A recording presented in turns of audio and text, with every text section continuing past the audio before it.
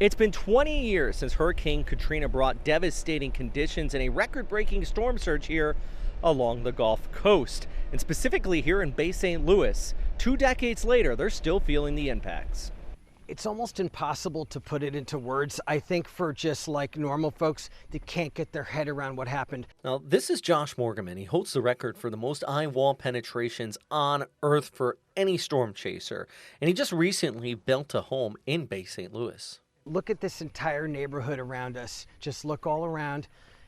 Okay, it was basically obliterated. Every house you see was built after Katrina because this whole neighborhood was just wiped off the map. It looked like Hiroshima, just like a nuclear bomb had dropped.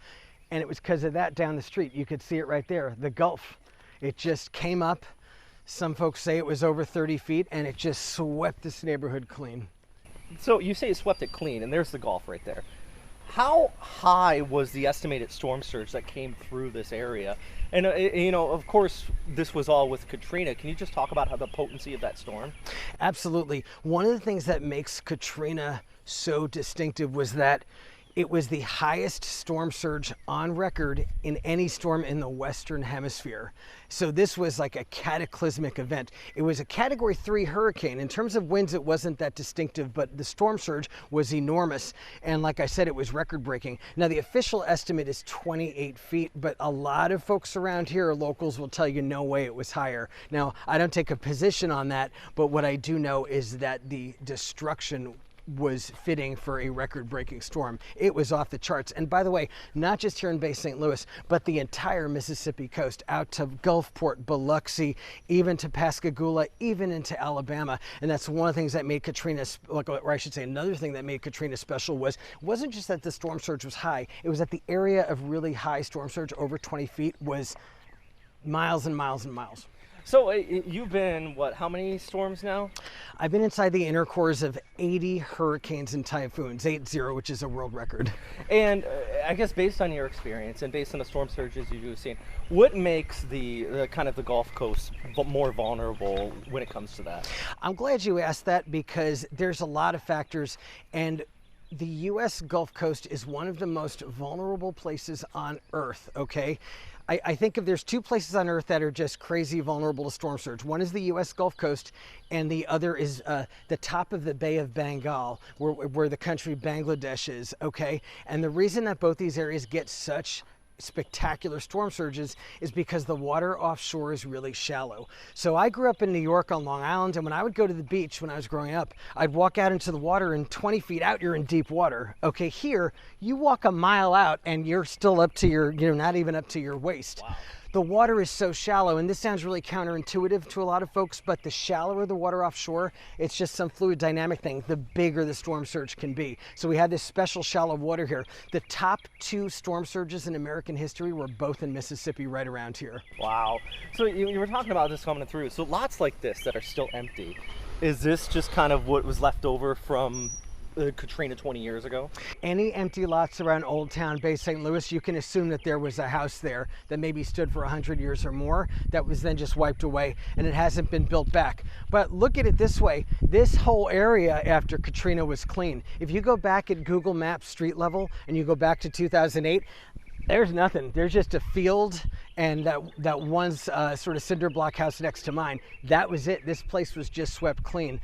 So most of the neighborhood is actually built back. It's actually, to me, it's incredible what they've done in 20 years. But all around Bay St. Louis, you will find an empty lot here or there. You'll find a staircase to nowhere, the front steps of a house that's no longer there. There's still these sort of, I call them they're almost like the grave sites of Katrina. What would be your advice, especially ahead of any storm? And we're talking about not building a house, but just preparing, especially for a neighborhood like this, or even on the Jacksonville area where you do have those lying flood-prone areas. What would be your advice based on all of your experience and everything ahead of a hurricane or just hurricane season in general? I would say when a hurricane is coming, there's 2 basic things you got to know. Is your house high enough to escape storm surge or other kinds of flooding that might occur? And is it strong enough to withstand the wind? So there's 2 different hazards, and they hit houses different ways, and you have to make sure that where you are is cool for both, that it's going to withstand both. And sometimes it's not clear, and I would also say, when in doubt, leave and ride it out in a sturdier building, ride it out in an official shelter. Don't take a chance, because I'll say this, there's nothing scarier than being in a house that starts to fill with water or blow apart during a hurricane. That's just one of the scariest things. Even for me, you know, I'm a storm chaser, I'm experienced. I don't like that. Even though Katrina was 20 years ago, people here talk about it like it was yesterday because the scars were so deep, the impacts were so big. Everyone's life changed like dramatically from this hurricane. I think most people down here in coastal Mississippi, I think their lives, they divided into two phases, before Katrina and after. It bent the arc of everyone's life so people don't forget it, and I think that it'll always be that way. Now, in a place that hasn't had a hurricane for a really long time, or a devastating one, for example, the Jacksonville, St. Augustine kind of area, you know, I think that what happens is people get complacent. They just start to forget that there can be another big event like a Dora or something like that. I mean, my God, it's been over 60 years now. And I think that that creates danger, creates complacency. I imagine people in Northeast Florida think, oh, you know, we can't really get hit or we're safe. And you're not. You know, these things always return. And I think there's a challenge in helping people viscerally understand the danger and respect it.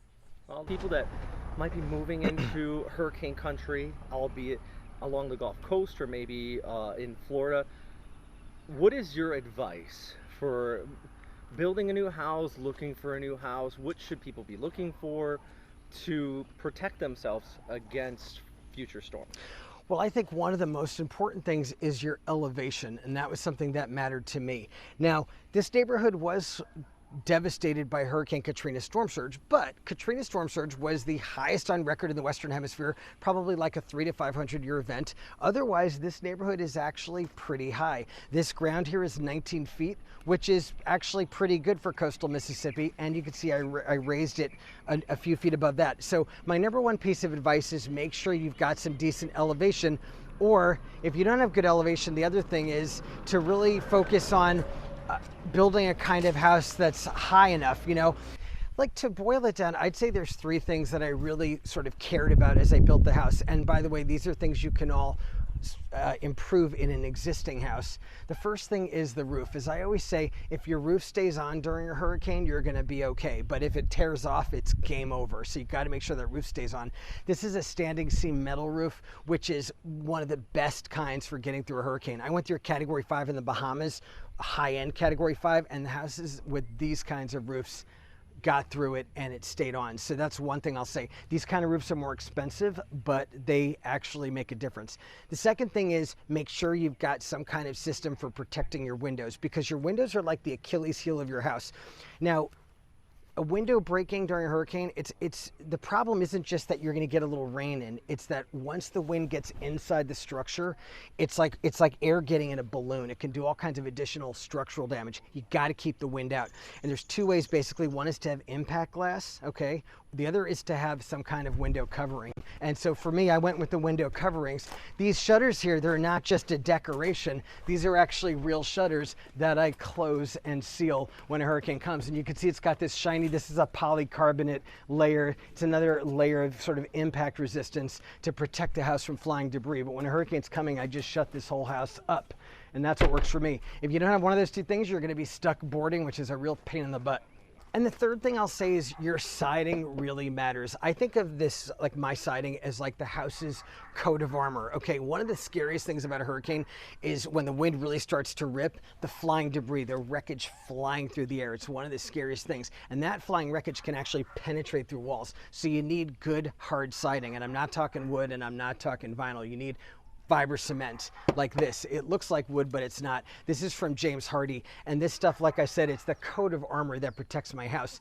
Also, take hurricanes out of the equation. The other thing that matters is that it's moisture resistant. It doesn't rot or mold or anything like that. It doesn't even burn, and termites hate it. So I would say get siding on your house that is climate and weather resistant. I think that's something that's going to make you happy even if you're not getting hurricanes. Definitely smart to heed advice from those people that have been through some of these destructive storms and seen the impacts on their community. I'm meteorologist Robert Smith at First Coast News, on your side.